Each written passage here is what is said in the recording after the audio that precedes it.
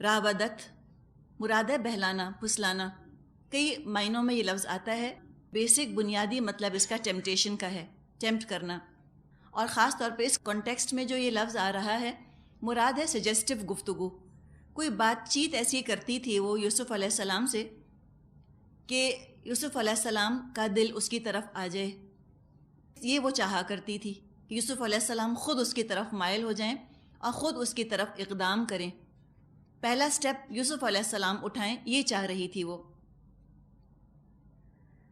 English میں کئی آپ کو پرووربز ملیں گے نا، طریقے بات کرنے کے. اسے کہا جاتا ہے کم ہدر لکس دینا، انوائٹ کرنا، انویٹیشن دینا. ایک باڈی لینگویج کی بھی بات ہے کہ اپنے آپ کو اس طرح پیش کرنا کہ اگلے مرد کو دعوت گناہ دی جائے.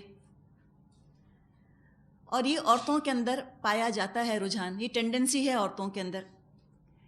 جب یہ آیات پڑھی جاتی تھیں سورہ نور کی، سورہ احزاب کی، اور ذکر اس میں اتنا آتا ہے کہ عورتیں یوں ڈھانکیں، ایسے کور کریں، تو بعض دفعہ خیال آتا تھا کہ عورتوں کے لباس پر زور کیوں ہے اتنا؟ کیوں بار بار اس طرح کہا جاتا ہے عورتوں سے کہ تم ڈھانکو؟ تھوڑا سا مشاہدہ کرنے سے یہ بات سمجھ میں آئی کہ یہ اس لیے اتنا کہا جاتا ہے کہ مردوں کی نسبت عورتوں میں رجحان زیادہ ہے کپڑے اتارنے کا. عورتوں میں زیادہ رجحان ہے اپنے آپ کو ایکسپوز کرنے کا. اور یہ عجیب پیراڈاکس ہے، جہاں اللہ نے حیا زیادہ رکھی ہے عورت کے اندر، وہاں اس کے اندر یہ رجحان ہونا، یہ تو بہت اچنبے کی، حیرت کی بات ہے. جب حیا سے بے نیاز ہوتی ہے، کپڑوں سے بھی بے نیاز ہونے لگتی ہے، تو بہت زور دیا گیا کہ تم ڈھانکو، تم کور کرو اپنے آپ کو. دوسری چیز، عورت اکثر وہ آگے بڑھتی تو نہیں، اقدام نہیں کرتی. سمجھ آئے آپ کو اقدام؟ یعنی وہ انیشیٹو نہیں لیتی خود مرد کی طرف بڑھنے کا، لیکن اپنے ہار سنگھار سے وہ انوائٹ کرتی ہے، وہ مدعو کرتی ہے، وہ دعوت دیتی ہے اس کو، اپنے انداز سے، طور طریقوں سے، اپنی باڈی لینگویج سے یا اپنی گفتگو سے. وہ اس کو دعوت دیتی ہے، اس کو انکریج کرتی ہے کہ وہ کھنچ کر آ جائے اس کی طرف. یہ کام اس عورت نے کیا، راودت ہو. تو پہلے تو اس نے بہت کوشش کی کہ یوسف علیہ السلام خود ہی اقدام کریں، خود ہی اس برائی کی طرف بڑھیں جس کی طرف وہ دعوت دے رہی ہو. اور 99.9% تو یہی ہوتا ہے، 99.9% مرد تو یہاں پھسل جائیں. اس لیے کہ مرد میں بہرحال جھجک اور حیا کم ہے عورت کے مقابلے میں. وہ بڑھتا ہے تیزی کے ساتھ عورت کی طرف، عورت پیچھے ہٹتی ہے، بڑھتی نہیں. عام حالات میں تو مرد کوشش کرتے ہیں عورتوں کو پھنسانے کی، اور عورت کی طرف سے ذرا سی بھی حوصلہ افزائی، انکریجمنٹ ہو تو پھر گناہ کے کام تیزی کے ساتھ ہوتے چلے جاتے ہیں. اب اس نے کوشش کی لیکن یوسف علیہ السلام اس کے جال میں نہ آئے. تو اس نے اب کیا کیا؟ خود باقاعدہ اپنے منہ سے کہہ کے ان کو انوائٹ کیا، مدعو کیا. ہئی تلک، تعالی کے معنوں میں آتا ہے آ جا. اب یہ کب کیا ہوگا اس نے؟ کہ جب اس کو 100% اپنی کامیابی کا یقین ہو. ورنہ اگر عورت کو یہ ہو کہ مرد مجھ کو ٹھکرا دے گا تو وہ اس کی طرف نہ بڑھے. اس لیے کہ عورت کے اندر ایک زوم ہے اپنے حسن کا، ہر عورت کے اندر یہ زوم ہوتا ہے. اور اگر وہ کسی مرد کے بارے میں 100% یقین رکھتی ہو کہ یہ مجھ کو ریزسٹ نہیں کر سکتا، تبھی وہ آخری حد تک جا کر اس کو کھلم کھلا زبان سے بھی دعوت نامہ دیتی ہے گناہ کا. اگر کسی عورت کو یہ احساس ہو کہ مجھے فلاں مرد ریزسٹ کر جائے گا، وہ آگے نہیں بڑھتی. اس کے پندار پر چوٹ لگتی ہے نا، اس کی انا پہ چوٹ لگتی ہے کہ مجھے ریجیکٹ کر دیا گیا. عورتیں تو کئی دفعہ مردوں کو ریجیکٹ کر دیتی ہیں، دھتکار دیتی ہیں، وہ کسی اور کے پیچھے چل پڑتے ہیں. لیکن عورت دھتکارا جانا نہیں چاہتی، اس کا اپنا حسن کا پندار ہوتا ہے ایک. تو یہاں پر یہ جو عزیز مصر کی بیوی تھی، اس کو اپنے حسن پر، اپنی کشش پر بڑا بھروسہ، بڑا ناز سا نظر آ رہا ہے، بڑا بھروسہ ہوگا. اور اس کے اوپر 16 سنگھار، سارے ہتھیار، سارا وار پینٹ استعمال کر کے میدان مارنے کے لیے، میدان سر کرنے کے لیے وہ اتر کر آ گئی. سب کچھ تیار کر کے، سارا سیٹ کر کے، پھر یوسف علیہ السلام سے اس نے کہا کہ اب تو یہ مجھ کو ریزسٹ کر ہی نہیں سکیں گے، تو کہا کہ آ جا. اب یوسف علیہ السلام کو آپ دیکھیے، تصور پہلے کیجئے، گھر سے دور ہیں، تنہا ہیں، ان میرڈ ہیں، اشدہ، بھرپور جوانی پر ہیں، صحت مند ہیں، سب کچھ ہیں. تصور کیجئے کہ ایک حسب نسب والی حسین اور جمیل خوبصورت خاندانی عورت اس طرح ہار سنگھار کیے تنہائی میں بلا رہی ہے. کتنے لڑکے ہوں گے جو رجسٹ کر جائیں گے؟ کیا یہ ممکن ہے؟ وہ کہیں گے اٹس ناٹ پاسبل، کیسے کوئی لڑکا رجسٹ کر سکتا ہے؟ لیکن کر سکتا ہے، کیوں نہیں کر سکتا؟ یوسف علیہ السلام بھی انسان تھے، مرد تھے، جوان تھے، کر گئے رجسٹ. کس کے بھروسے پر؟ اپنے بھروسے پر نہیں، اللہ کی مدد سے. جب اس نے بلایا، دعوت گناہ دی، قال معاذ اللہ انہ ربی احسن مثوائی انہ لا یفلح الظالمون. یوسف علیہ السلام نے کہا اللہ کی پناہ، میرے رب نے مجھ کو اچھا ٹھکانہ دیا اور میں یہ کام کروں، ایسے ظالم کبھی فلاح نہیں پایا کرتے. تو آپ یہ دیکھیں پروٹیکشن کیا ہے انسان کا گناہوں سے، صرف اللہ کی ذات، اللہ کی یاد، اللہ کی بات. جس کے دل میں اللہ کی یاد ہوتی ہے، جس کی زبان پر اللہ کا نام آتا رہتا ہے، وہی ایسے موقع پر ریفلیکسولی، انوالنٹریلی اللہ کا نام لے گا. یہ کوئی بہت سوچا سمجھا جملہ نہیں بولا. درس میں جب بیٹھے ہوتے ہیں تو اللہ آرام سے یاد آ جاتا ہے. ابھی یہاں کیا مشکل ہے میرے لیے اور آپ کے لیے اللہ کو یاد کر لینا؟ لیکن جب کوئی گناہ کا دعوت نامہ سامنے آئے، اس میں فوراً اللہ کو یاد کرنا، یہ بڑی بات ہے. یہ ہے تقویٰ. اس کا مطلب ہے کہ سپرفیشل نہیں ہے نا، سطحی نہیں ہے ہمارا تقویٰ، ہمارا ایمان سطحی نہیں ہے، گہرائی تک چلا گیا ہے. دل کے اندر کانشیس سے، شعور سے اتر کر وہ لاشعور کے اندر، سب کانشیس کے اندر، ان کانشیس لیول تک وہ سرایت کر چکا ہے، مضبوط جڑ اس نے پکڑ لی ہے. تو یہ جو جملہ کہا معاذ اللہ، یوسف علیہ السلام نے، یہ کوئی ریہرسل نہیں تھی، پہلے سے پریپیئر نہیں تھے. اچانک کی صورتحال پیش آ گئی، ان کو نہیں پتا تھا اس نے کیا پلان بنائے ہوئے. وہ آئے ہوں گے تو دیکھا ہوگا وہ دعوت گناہ دے رہی ہے، بیٹھی ہے، بلا رہی ہے، انتظام کر لیا، دروازے وغیرہ بند کر دیے، سب کچھ کر کے، یوں سمجھیں آج کی اصطلاح میں کہ ٹیلی فون آف دا ہوک کر دیا، سیل فون بند کر دیا، اور بتا دیا سب سے کہ آئے تو کوئی کہہ دینا میں گھر پہ نہیں ہوں. مثال دے رہی ہوں نا میں آپ کو. اس طرح پوری تیاری کر کے وہ بیٹھی. ان کے لیے تو بہت حیرت کی بات تھی یوسف علیہ السلام کے لیے. وہ توقع نہیں کر رہے تھے کہ اس حد تک گر جائے گی یہ عورت. جب اس نے بلایا، پہلا نام اللہ کا آیا. اپنے کردار کی مضبوطی پر بھروسہ نہیں کیا. اور یہ اللہ کے ذکر کی فضیلت ہے. جو اللہ کو اپنا ولی بنائے گا، جو اللہ کو یاد رکھے گا آسانی کے وقت، جب اس پر مشکل پڑے گی اللہ اس کی مدد کو آئے گا. حدیث میں مضمون ملتا ہے ہمیں کہ تم خوشحالی کے وقت، آسانی کے وقت اللہ کو یاد رکھو، تاکہ جب تم پر دشواری پڑے، تم پر مشکل پڑے، تو اللہ تم کو یاد رکھے. اب جو یہ رب لفظ آ رہا ہے، اس کے بارے میں بعض مفسرین کا خیال ہے کہ رب سے مراد یہاں پر اللہ ہی ہے، کہ وہ کہہ رہے ہیں کہ میں اپنے رب کی نافرمانی کیسے کروں. اور کچھ کا خیال ہے کہ یہاں لفظ رب بالکل اپنے لغوی معنوں میں آ رہا ہے، ڈکشنری والے معنوں میں، یعنی پالنے والا مراد ہے عزیز مصر.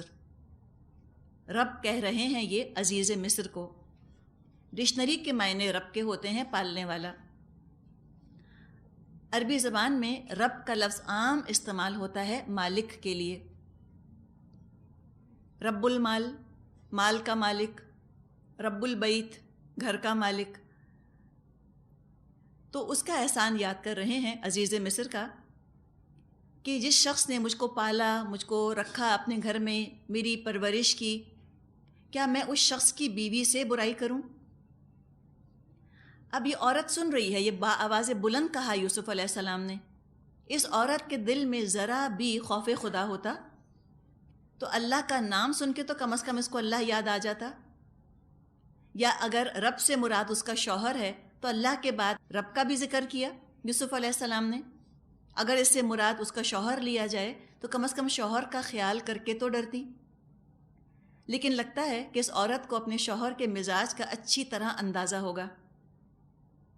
ہو سکتا ہے پوری طرح شیشے میں اس کو اتارا ہوا ہو.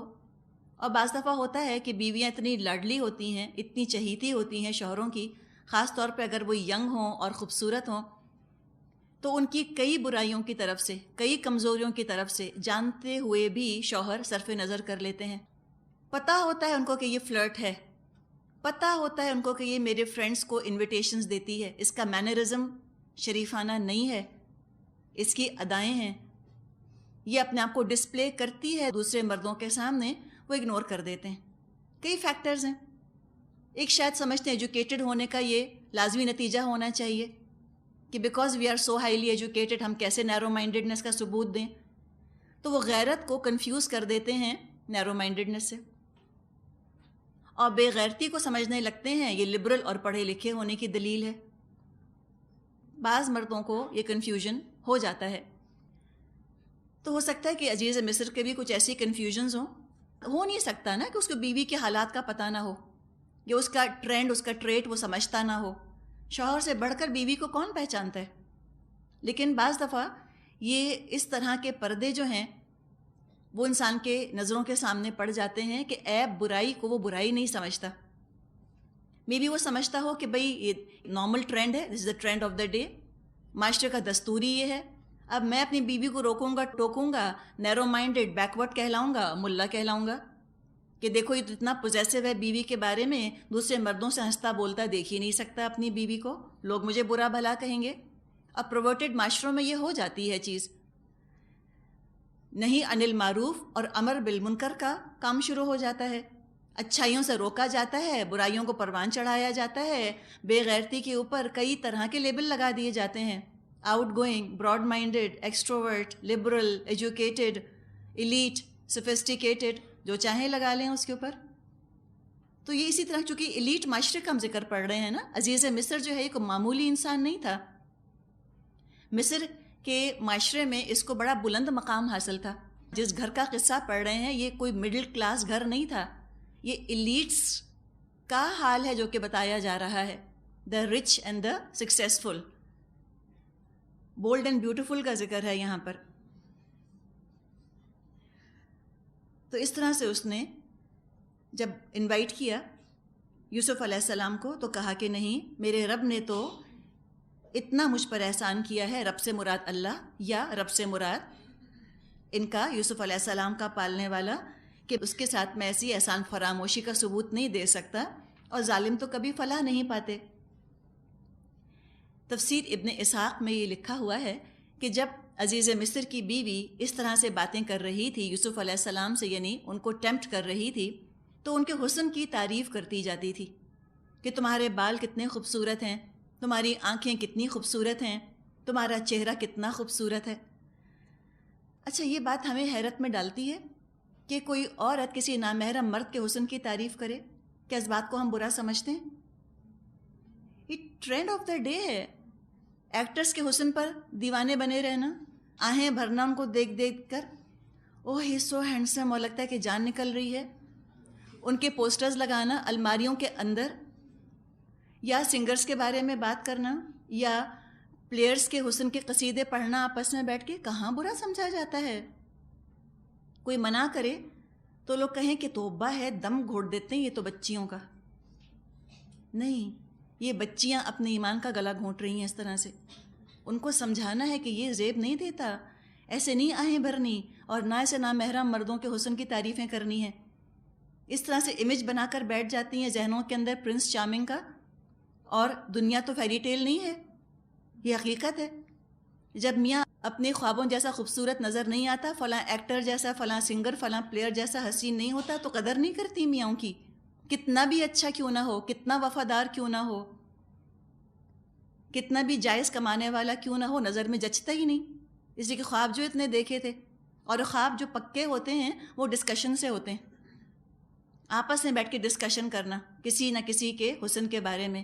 تو جیسے مردوں کو اجازت نہیں ہے کہ نامحرم عورتوں کے حسن کے بارے میں بات کریں، ایسے ہی عورتوں کو بھی اجازت نہیں ہے کہ نامحرم مردوں کے حسن کے بارے میں بات چیت کریں. زیب نہیں دیتا، گھٹیا پن ہے.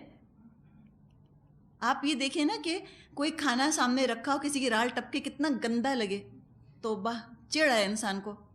تو اس طرح مینٹلی رال ٹپکانا کسی کے اوپر جو چیز آپ کی نہیں، اس طرح سے للچانا کسی کو دیکھ کر، گریڈینس کا اظہار کرنا اس طرح باتوں سے، انتہائی درجے کا گھٹیا پن ہے. کوئی سفسٹیکیشن نہیں ہے اس کے اندر. تو اس کو جو ٹرینڈ سمجھ لیا ہے اور اوپن مائنڈڈ ہونے کی علامت سمجھ لیا ہے, نہیں ہے, گھٹیا پن ہے, زوال کی نشانی ہے یہ چیز. تو یہ آپ دیکھیں نا, کہنے کو پڑھی لکھی تھی, ایلیٹ تھی, سب کچھ تھی, لیکن اس کا اخلاقی حال دیکھ لیں. اس طرح ایک مرد کی یوں تعریفیں کر رہی ہے سامنے بیٹھی ہوئی کہ تمہارا چہرہ کتنا خوبصورت ہے, تمہارے بال کتنے خوبصورت ہیں, تمہاری آنکھیں کتنی خوبصورت ہیں. اور یوسف علیہ السلام سب کے جواب میں فرماتے جاتے تھے کہ یہ سب مٹی کی غذا ہے, یہ سب مٹی کی غذا ہے. تو یہ آخرت کا احساس اور موت کی یاد یہ بھی انسان کو بھٹکنے نہیں دیتی, اپنی اوقات پر اس کو جمائے رکھتی ہے. کوئی فلیٹری, اب دوسرے پوائنٹ آف ویو سے اگر ہم دیکھیں یوسف علیہ السلام کے پوائنٹ آف ویو سے, تو یہ اس طرح کسی غیر عورت کا کسی مرد کی تعریف کرنا اچھوں کے قدم پھسلا دے. جن کو اللہ نے ذرا بھی حسن نہ دیا ہو, کوئی عورت اگر ان کو حسین کہہ دے تو وہ بھی اپنے آپ کو یوسفی سمجھنے لگ جائیں. لیکن جو خود یوسف علیہ السلام ہیں, ان کی حالت آپ دیکھیے کہ اپنا حسن ان کے لیے فتنہ نہیں بنا. کسی نامحرم عورت کا ان کی تعریف کرنا وہ مجبور تھے نا, وہ چپ نہیں کرا سکتے تھے اس کو, اس لیے کہ وہ مالکن تھی, وہ غلام تھے. غلام کیسے ہوتے تھے ہم نہیں سمجھ سکتے. وہ تو سر نہیں اٹھا سکتے تھے, زبان نہیں کھول سکتے تھے, مالکوں کے سامنے زر خرید ہوا کرتے تھے. لیکن موت کا احساس, آخرت کا احساس کسی طرح کی فلیٹری سے انسان کو بھٹکنے نہیں دیتا. لیکن یہ موت کا احساس, آخرت کا احساس, یہ ایک دم سے تھوڑی آ جاتا ہے سڈنلی, اس کی تو پریکٹس کرنی ہوتی ہے. اب کیا ہوا؟ وَلَقَدْ ہَمَّتْ بِهِ, اور اس نے ارادہ کیا اس کی طرف بڑھنے کا. اب یہ اس نے کون ہے؟ مراد ہے اس عورت نے ارادہ کیا, پکا ارادہ کر لیا کہ وہ یوسف علیہ السلام کی طرف اقدام کرے. اب کیا ہوا؟ پہلے تو اس نے کوشش کی کہ یوسف علیہ السلام اس کی طرف بڑھیں, کامیاب نہیں ہوئی. پھر اس نے کھلم کھلا انویٹیشن دیا, کامیاب نہیں ہوئی. اب کیا کیا؟ چیز, باقاعدہ پیچھے دوڑنا اس نے شروع کر دیا یوسف علیہ السلام کے. یعنی اس سے زیادہ نیچے کوئی عورت گر نہیں سکتی. راک باٹم ہے یہ, راک باٹم ہے. ہرگز کہیں سے لبرل ہونے کی علامت نہیں ہے. کسی عورت کو یہ زیب نہیں دیتا, چاہے وہ عورت 15 سال کی ہو یا وہ عورت 40 سال کی یا 50 سال کی ہو, کہ اس طرح وہ مرد کو چیز کرنا شروع کر دے, اس کے پیچھے دوڑے. تو پکا ارادہ کر لیا اس نے. یہ ہمہ جو لفظ ہم پڑھ رہے ہیں یہ 2 معنوں میں آتا ہے. ایک ہے پختہ ارادہ کر لینا, یہ اس عورت کا حال تھا. اس نے تہیہ کر لیا تھا کہ اب میں یوسف کے ساتھ جو کام کرنا چاہ رہی ہوں کر کے چھوڑوں گی. تو وَلَقَدْ ہَمَّتْ بِهِ, اور البتہ تحقیق, یہ دیکھیں وَلَقَدْ سے بھی پتہ چل رہا ہے نا, لقد بھی کس کے لیے آتا ہے؟ زور دینے کے لیے آتا ہے, ویریفائی کرنے کے لیے آتا ہے کسی چیز کو. شیورلی, سرٹنلی, انڈیڈ, اس نے پکا ارادہ کیا اس کا. یہ عورت کا حال تھا. یوسف علیہ السلام کا کیا؟ وَهَمَّ بِهَا لَوْلَا أَن رَأَىٰ بُرْهَانَ رَبِّهِ, اور یوسف علیہ السلام بھی اس کا خیال دل میں لاتے اگر انہوں نے اللہ کی برہان, اللہ کی نشانی دیکھنا لی ہوتی. یہاں جو یوسف علیہ السلام کے لیے ہم کا لفظ آ رہا ہے, اس کا مطلب ہوتا ہے ارادہ کرنا غیر اختیاری طور پر, انکانشیسلی کسی چیز کے بارے میں سوچنا, جس کو ہم کہتے ہیں وسوسہ. ایسا خیال جو انسان کو رنج اور غم میں مبتلا کر دے.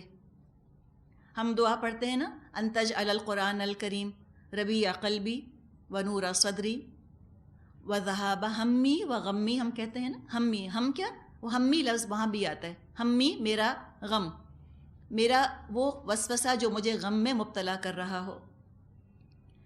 تو یہاں پر ہم دیکھ رہے ہیں یوسف علیہ السلام کے ذکر میں لقد ایک تو نہیں آیا, دوسرے لولا کا بھی ہم ذکر پڑھ رہے ہیں. پتہ یہ چلا کہ یہاں جو ہم کا لفظ یوسف علیہ السلام کے لیے استعمال ہوا ہے وہ غیر اختیاری خیال یا وسوسے کے لیے استعمال ہوا ہے. یوں سمجھے کہ ایسا خیال جو کہ آنا نہیں چاہیے لیکن آ گیا. مثال کے طور پہ گرمی کے روزے ہیں, اس میں ٹھنڈے پانی کی طرف قدرتی خواہش انسان کی ہوتی ہے. حالانکہ روزے میں پانی پینے کا ارادہ نہیں ہوتا, لیکن اگر سامنے ٹھنڈے پانی کا گلاس رکھا ہو تو ایک غیر اختیاری خیال تو دل میں آئے گا تو یہ اس طرح کی بات ہے جو یہاں کی جا رہی ہے. لیکن اس کے بارے میں فرمایا کہ وَهَمَّ بِهَا لَوْلَا أَن رَأَىٰ بُرْهَانَ رَبِّهِ. یوسف بھی اس عورت کے بارے میں غیر اختیاری طور پر سوچتے تو کیا پتہ چلا؟ یہ خیال بھی ان کے دماغ میں نہ آیا. حالانکہ اس خیال آنے پر نہ پکڑ ہے، نہ کسی کی کوئی برائی ہے، نہ انسان کا اختیار ہے. اس خیال کے آنے سے بھی بچ گئے یوسف علیہ السلام، اس لیے کہ انہوں نے اللہ کی برہان دیکھ لی تھی. اللہ کی برہان کیا؟ اللہ کی برہان تو ہے ہی اللہ کی یاد، اللہ کی بات. فرمایا كَذَلِكَ لِنَصْرِفَ عَنْهُ السُّوءَ وَالْفَحْشَاءَ إِنَّهُ مِنْ عِبَادِنَا الْمُخْلَصِينَ. وہ اس کی طرف بڑھی اور یوسف بھی اس کی طرف بڑھتا اگر اپنے رب کی برہان نہ دیکھ لیتا. ایسا ہوا تاکہ ہم اس سے بدی اور بے حیائی کو دور کر دیں. در حقیقت وہ ہمارے چنے ہوئے بندوں میں سے تھا. اب یہ اللہ کا تبصرہ ہے کہ ہم نے تو بے حیائی کو، برائی کو یوسف علیہ السلام سے دور کر دیا تھا، اس لیے کہ وہ مخلص بندے تھے، مخلص تھے. انہوں نے اپنے آپ کو خالص کر لیا تھا اللہ کے لیے، تزکیہ کر لیا تھا اپنا. اعمال کا تزکیہ سوچ کی تزکیے کے بغیر ناممکن ہے. ایسی پاکیزہ ان کی سوچ تھی، تبھی تو ان کا عمل اتنا پاکیزہ تھا. یہ سوء اور فحش کا جو ذکر یہاں آیا ہے، یہ شیطان کے سخت ترین، اور یوں سمجھیے دنیا کی حالت کو دیکھتے ہوئے کہ شیطان کا کامیاب ترین ہتھیار ہے لوگوں کو فحش اور بے حیائی میں مبتلا کرنا. کم ہی لوگ ہیں جو قتل میں ملوث ہوتے ہیں، کم ہی لوگ ہیں جو کسی جرم میں مبتلا ہو جاتے ہیں، کھلم کھلا کرائم میں، لیکن فحش میں اور بے حیائی میں آرام سے گر جاتے ہیں، مبتلا ہو جاتے ہیں. شیطان کے بارے میں تو آتا ہے یأمرکم بالسوء والفحشاء، وہ حکم دیتا ہے تم کو برائی کا اور بے حیائی کا. لیکن شیطان نے خود اقرار کیا تھا اللہ کے سامنے کہ اللہ تیرے منتخب بندوں پر میرا زور نہیں چلے گا. ہم پڑھیں گے آگے انشاءاللہ. سورہ صاد میں آتا ہے کہ اس نے کہا تھا فَبِعِزَّتِكَ لَأُغْوِيَنَّهُمْ أَجْمَعِينَ، اللہ تیری عزت کی قسم میں ان سب کو گمراہ کر دوں گا. إِلَّا عِبَادَكَ مِنْهُمُ الْمُخْلَصِينَ، سوائے تیرے وہ بندے کہ جن کو تو نے اپنے لیے خالص کر لیا ہے. تو یوسف علیہ السلام مخلص بندے تھے اللہ کے. رسول اور انبیاء، ان کی عصمت کی حفاظت اللہ تعالیٰ خود فرماتا ہے. نبی کے مقام کی شایان شان یہ بات ہو ہی نہیں سکتی کہ اتنے بڑے گناہ کا وہ ارادہ بھی کرے.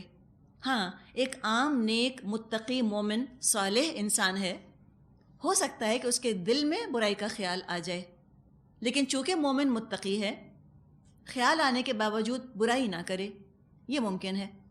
لیکن رسول عام صالح بندے تو نہیں ہوتے، وہ تو رسول ہوتے ہیں. رسول نیک لوگوں میں بلند ترین مقام ہے ان کا، النبیین والصدیقین والشہداء والصالحین، تو وہ تو بلند ترین مقام رکھتے ہیں. ان کے تو دل میں بھی ایسا خیال نہیں آتا، وہ تو صالحین سے بہت بلند درجے پر ہوتے ہیں، 3 درجے آگے ہوتے ہیں. تو انبیاء کے مقام کی شایان شان بھی نہیں ہے یہ بات کہ وہ کسی اتنے بڑے گناہ کا، زنا جیسے کام کا وہ ارادہ بھی کریں، ارادہ نہیں کرتے. لیکن کوئی یہ نہ سمجھے کہ ان کے اندر گناہ کرنے کی قوت نہیں ہوتی. فرشتوں کی طرح نہیں ہے کہ گناہ کی طرف ان کا رجحان ہی نہ ہو. گناہ کرنے کی قوت ہوتی ہے رسولوں میں، صلاحیت بھی ہوتی ہے. لیکن ایک تو ان کا نور فطرت اندر سے جو ان کا بینہ ہوتا ہے نا، نور فطرت، وہ اوپر سے نور وحی، تو نور علی نور جس کے اوپر آ گیا، اس کی تو ظاہر کی باطن کی حفاظت اور اصلاح ہر طرح سے ہو گئی. نبی اکرم صلی اللہ علیہ وسلم نے فرمایا کہ ہر انسان کے ساتھ ایک شیطان ہوتا ہے. صحابہ میں سے کسی نے پوچھا کہ یا رسول اللہ صلی اللہ علیہ وسلم، کیا آپ کے ساتھ بھی شیطان ہے؟ آپ نے فرمایا ہاں، مگر میں نے اس کو مسلمان کر لیا ہے. اچھی صحبت شیطان کو بھی مومن بنا سکتی ہے. اور وہ شیطان ابلیس کی بات نہیں ہے، مراد ہے کوئی چھوٹا موٹا چیلا لگا ہوا ہوگا. حدیث میں آتا ہے کہ 7 لوگ ہوں گے جو قیامت کے دن اللہ کے عرش کے سائے میں ہوں گے، جبکہ اس دن کوئی سایہ نہ ہوگا۔ ان 7 لوگوں کا ذکر آتا ہے، ایک کیٹیگری اس میں سے یہ بھی ہے کہ وہ جوان جس کو ایک صاحب نسب عورت نے گناہ کی دعوت دی۔ صاحب نسب سے فتنہ بڑھ گیا نا، ایک تو ہے نا گری پڑی عورتیں، راہ چلتی عورتیں جن کی ویسی کوئی عزت مقام نہیں معاشرے کے اندر، ایک تو وہ ہیں، ایک ہے صاحب نسب عورت، ایلیٹ کلاس میں سے کسی اونچے طبقے کی کوئی عورت ہے، اور وہ اس کو گناہ کی دعوت دیتی ہے اور وہ قبول نہیں کرتا اور کہتا ہے میں اللہ سے ڈرتا ہوں۔ اتنا کڑا، اتنا سخت یہ امتحان ہے کہ اللہ تعالیٰ ایسے نوجوان کو قیامت کے دن اپنے عرش کے سائے میں جگہ دے گا کہ اس نے اتنی زبردست آزمائش پر ثابت قدمی کا مظاہرہ کیا تھا اللہ کے ڈر کی وجہ سے۔ اب یوسف علیہ السلام کے ساتھ جو یہ سارا معاملہ پیش آیا، یہ ان کی تربیت کے لیے بھی ضروری تھا۔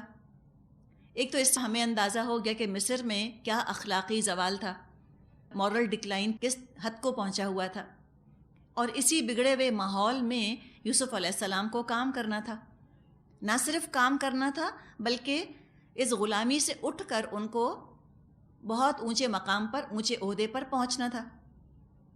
اب جہاں حال یہ ہو کہ باعزت گھرانوں کی خواتین ایک خوبصورت غلام کے پیچھے اس حال کو پہنچ رہی ہوں، تو ایک کامیاب انسان کو، اقتدار والے انسان کو بگاڑنے کے لیے کیا کچھ نہ کرتی ہوں گی۔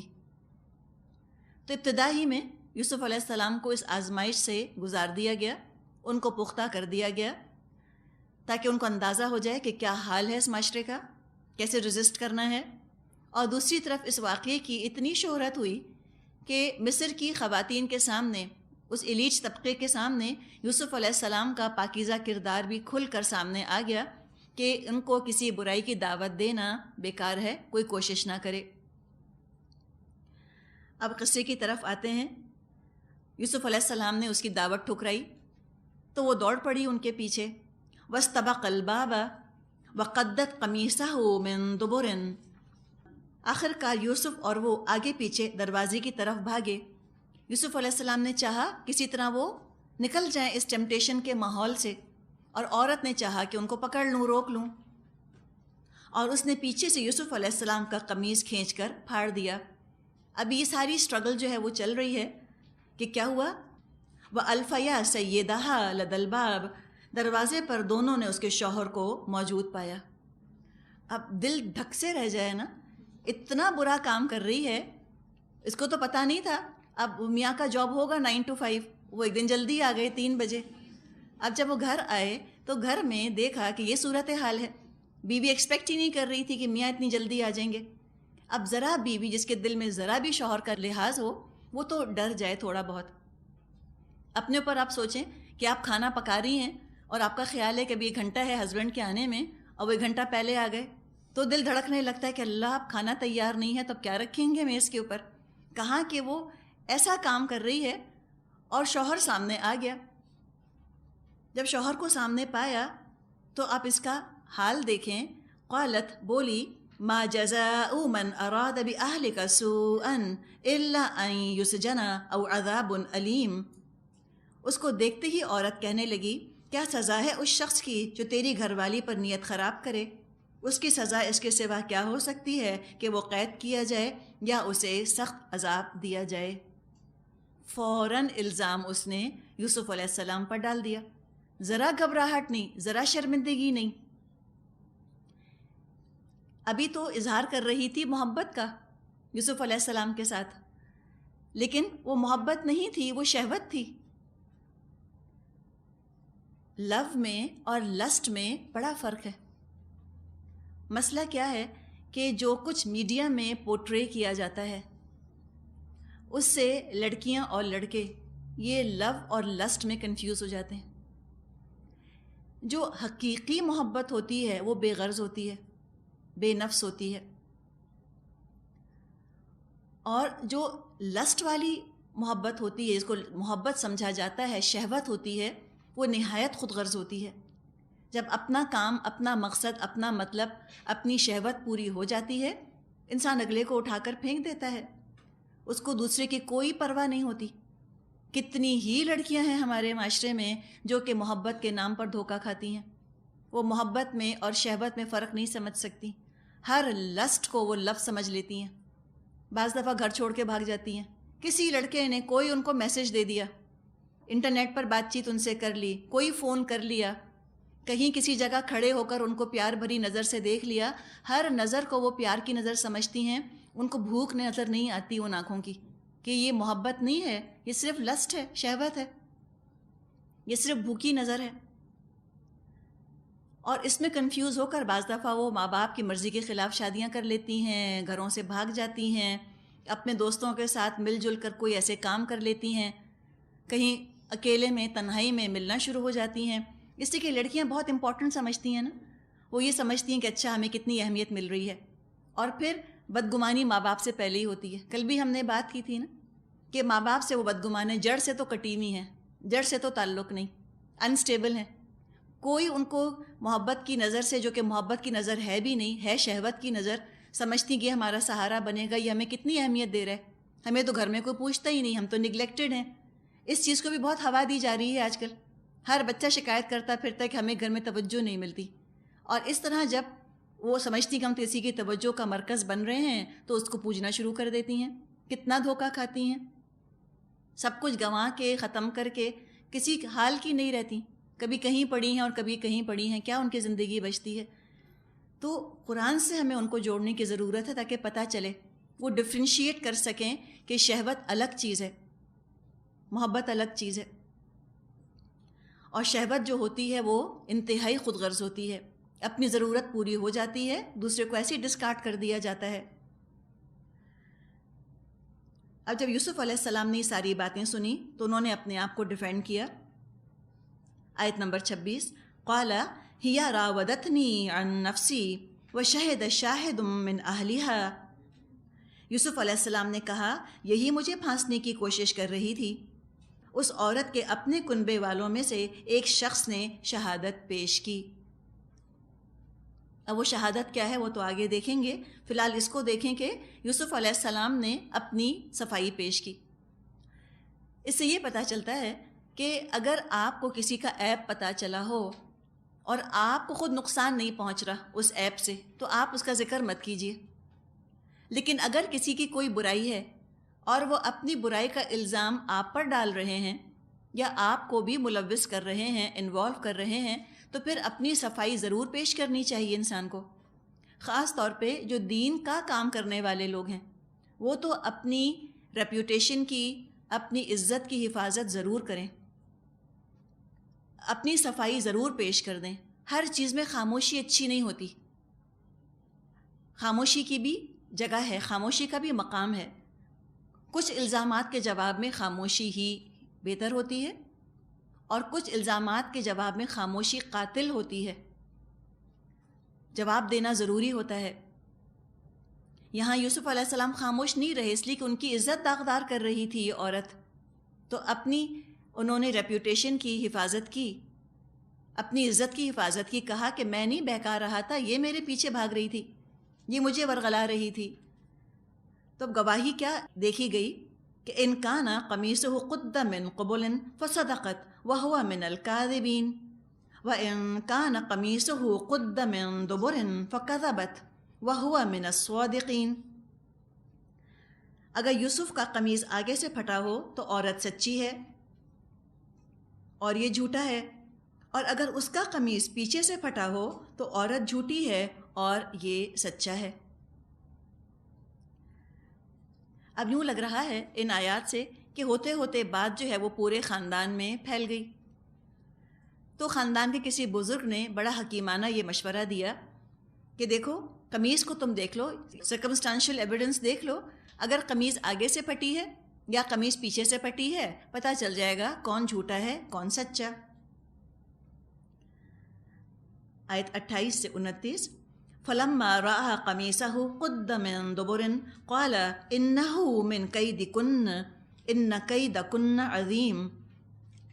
جب شوہر نے یوسف علیہ السلام کا قمیص پیچھے سے پھٹا ہوا دیکھا تو اس نے کہا یہ تم عورتوں کی چالاکیاں ہیں، واقعی بڑے غضب کی ہوتی ہیں تمہاری چالیں۔ اب یہ آپ دیکھیں، یہ پورا مقدمہ پیش آ رہا ہے، گھر کی صورتحال آپ تصور کر سکتی ہیں، یقین کریں میں جب یہ پڑھتی ہوں میرا دل دھک دھک کرنے لگتا ہے, ہاتھ پاؤں ٹھنڈے پڑنے لگتے ہیں کہ اللہ کیا ہو رہا ہے گھر کے اندر, کیا رنگے ہاتھوں بیوی پکڑی گئی ہے.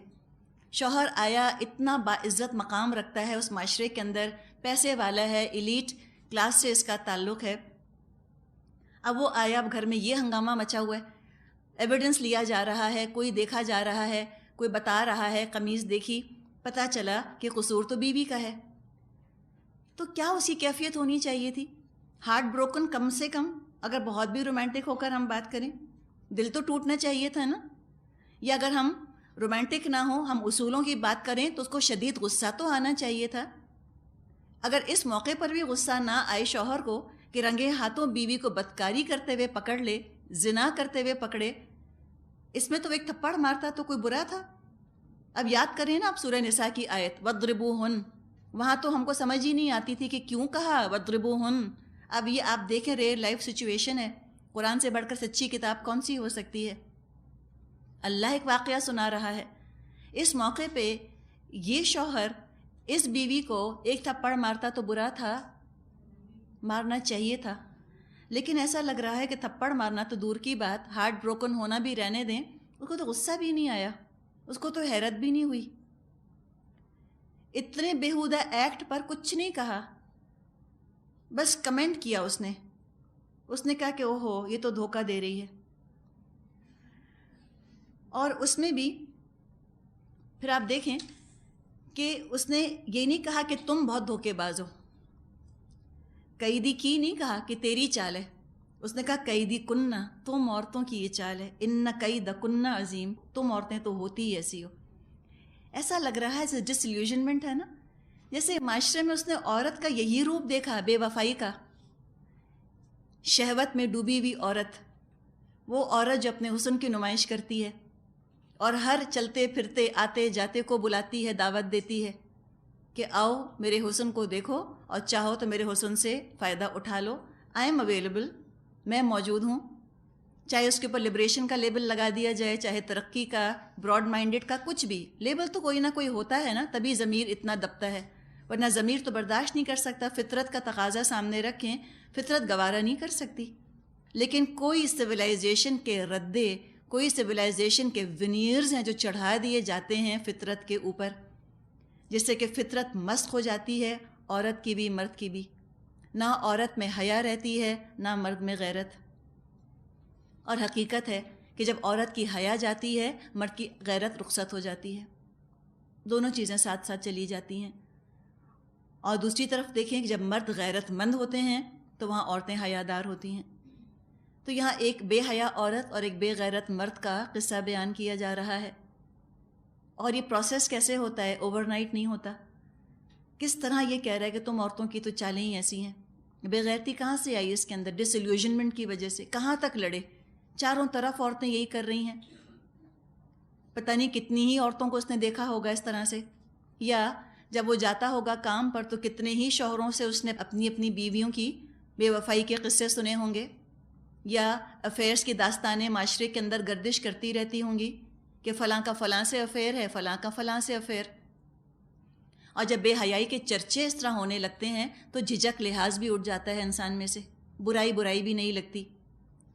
تو وہ کہہ رہا ہے کہ تم سب عورتیں ہوتی ہی ایسی ہیں, سب چال باز ہوتی ہیں. لگتا ہے کہ وفاداری, وفاشاری کا, فیڈیلٹی کا تصور بھی نہیں تھا اس معاشرے میں, جیسے کہ آج ہم دنیا میں دیکھ رہے ہیں کہ شوہر بہت آسانی سے ہضم کر جاتے ہیں بیویوں کی بے وفائیاں, ان کے افیئرز. کیوں؟ اس لیے کہ وہ خود بھی تو یہی کام کر رہے ہیں. کیسے بیوی پر انگلی اٹھائیں گے؟ جس کیچڑ میں خود گرے ہوئے ہیں اسی میں بیوی بھی گری ہوئی ہے, تو کون کس کو اٹھائے؟ دونوں ہی پھسل رہے ہیں. تو جو آج دنیا کا حال ہے وہ یہاں نظر آ رہی ہے. ہزاروں سال پہلے کا قصہ ہے, لگتا ہے کہ آج کا معاشرہ ہے جو کہ ڈسکس کیا جا رہا ہے. اب بعض خواتین ناراض ہوتی ہیں کہ یہاں پر یہ کیوں کہا کئی دکن چالیں. اللہ تعالیٰ کو کیا آخر قد ہے, کیا آخر اللہ کو دشمنی عورتوں سے جو عورتوں کو چال باز کہا جا رہا ہے؟ اول بات تو یہ کہ اللہ کا تبصرہ نہیں ہے. اگر اللہ کا تبصرہ ہوتا تو قیدی ہن نہ ہوتا ان عورتوں کی چالیں. یہ ڈائریکٹ سپیچ آ رہی ہے. یہ عزیز مصر کا بیان ہے جو کہ چل رہا ہے کہ تم عورتوں کی چالیں بہت بڑی ہوتی ہیں. چلیے یہ تو ایک طرف ہے. اب ہم تو خواتین ہیں نا. آپ بتائیں کہ عورت کا دماغ جیسے سوچتا ہے، جیسے منصوبے بناتا ہے، کوئی مرد پہنچ سکتا ہے عورت کے دماغ کو؟ ہرگز نہیں پہنچ سکتا.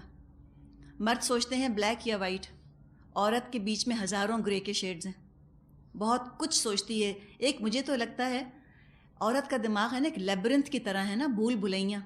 یہاں سے کچھ سوچتی ہے، پھر پلان بناتی ہے، پھر کچھ اور کرتی ہے، پھر کہیں سے بات کو گھما کر وہ کہیں سے لے کر آتی ہے، اپنے مطلب تک پہنچا دیتی ہے.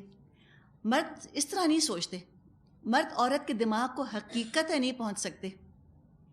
اور تاریخ بھری پڑی ہے اس طرح کی سازشوں سے جو عورتوں نے کی. محل سرا کی سازشیں کوئی اجنبی چیز تو نہیں ہے، جو اندر ہی اندر پلانز بنا کرتے تھے. کانسپریسیز، کاسل کانسپریسیز جو ہوا کرتی تھیں، زنانے میں جو خواتین جو بادشاہ کی مختلف بیویاں ہوا کرتی تھیں، کس طرح سے انہوں نے سازشیں کی ہیں.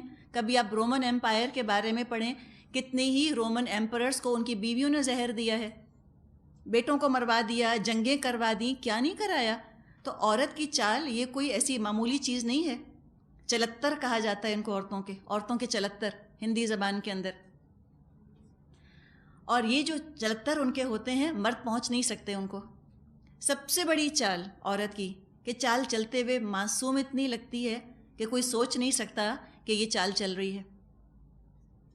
شیکسپیئر نے بھی بہت سی باتیں کہی ہیں کہ وہ پھول بڑا خوبصورت ہے اور وہ سانپ بڑا زہریلا ہے. ایک عورت کے اندر پھول کی خوبصورتی اور سانپ کا زہریلا پن دونوں چیزیں جمع ہو جاتی ہیں. حقیقت ہے جب عورت دین سے دور ہوتی ہے اس سے خطرناک چیز اور کوئی نہیں. اس کا کانٹا پانی نہیں مانگتا. حقیقت ہے ایسی چالیں چلتی ہیں، ایسی سازشیں کرتی ہیں.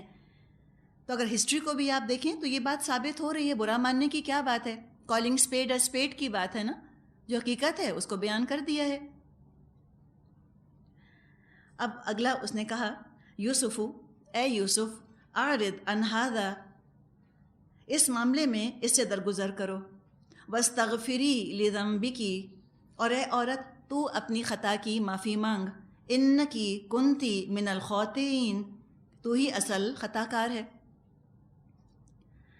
اب اس طرح سے وہ کہہ رہا ہے کہ یوسف چلو اگنور کرو اس معاملے کو، اور کہہ رہے اپنی بیوی سے چلو تم سوری کو، جیسے کوئی گلاس نہیں ٹوٹ گیا. گناہ کا ذکر بھی نہیں، اثم بھی لفظ نہیں آیا، اثم لفظ بھی نہیں آیا. خطا، تم سے مسٹیک ہو گئی ہے کہہ رہا ہے بیوی سے. کوئی ریئیکشن ہی نہیں ہے شوہر کے اوپر، اس کو انارمٹی کا احساس ہی نہیں ہے. یہ روز مرہ کا ایسا روٹین ہوگا اس معاشرے کے اندر، زنا کرنا اور عورتوں کا بے وفا ہونا اور زنا کی طرف مائل ہونا، کہ کوئی بڑی بات ہی نہیں لگی. اس نے کہا چلو تم سوری کو، اور تم سے ہی فالٹ ہوئی ہے نا، تمہارا ہی پرابلم ہے تھوڑا سا. اب کیا ہوا آگے فرمایا آیت نمبر 30. اب یہ بات یہ تو پورے معاشرے میں پھیل گئی. وہ کہتے ہیں نا کہ عشق اور مشق چھپائے نہیں چھپتے، نہ خوشبو چھپتی ہے، نہ اسکینڈل، نہ افیئر چھپتا ہے. وقال نسوۃ فی المدینہ، اور کہا شہر کی عورتوں نے. عورتوں نے کیوں کہا؟ گوسپ کا شوق عورتوں کو ہوتا ہے نا. اب کافی بارننگ ہو رہی ہے، ساری بیگم صاحبیں آ گئیں، گھر نوکروں کے حوالے کیا، کافی پارٹی میں آئیں یا کمیٹی پارٹی ہو رہی ہے. اب جمع ہو گئیں، نہ پڑھتی ہیں نہ لکھتی ہیں، لگژری میں زندگیاں گزر رہی ہیں. آپ ذرا امیجن کریں نا پورا نقشہ. بیوٹی پارلر جا رہی ہیں، مینیکیور ہے، پیڈیکیور ہے، فیشلز ہیں، کہیں وائٹننگز ہیں، کہیں پتہ نہیں وہ کیا کیا طرح کے وہ آج کل فیشلز بھی نکلے ہیں. ایک بیچارہ میاں کتنا دیکھے گا آپ کو؟ تو صرف ایک میاں کو دکھانے کے لیے تو اتنا اہتمام کرنا بڑا مشکل ہے. بہرحال پیسہ بہت ہے، کام کچھ نہیں. Empty mind is a devil's work shop ہے کیا؟ جب اس طرح عورتیں فرصت سے، فراغت سے بیٹھی رہتی ہیں تو ذہن کہیں نہ کہیں تو چلے گا. اللہ سے بھی دور ہیں، لگژری ہی لگژری ہے، پیسے کی بہتات ہے، شوہر کما کما کر لا کر ان کی جھولیاں بھر رہے ہیں، خرچ کیے نہیں تھکتی، خرچ کیے پیسہ ختم نہیں ہوتا. کوئی زندگی میں کنسٹرکٹیو مقصد ہی نہیں، کوئی زندگی کے اندر مثبت مقصد ہی نہیں کہ غریبوں کی طرف جائیں، ان کا حال دیکھیں، معاشرے کی اصلاح کا کام کریں، کوئی سوشل کوئی معاشی ذمہ داری اٹھائیں. کچھ نہیں، فارغ.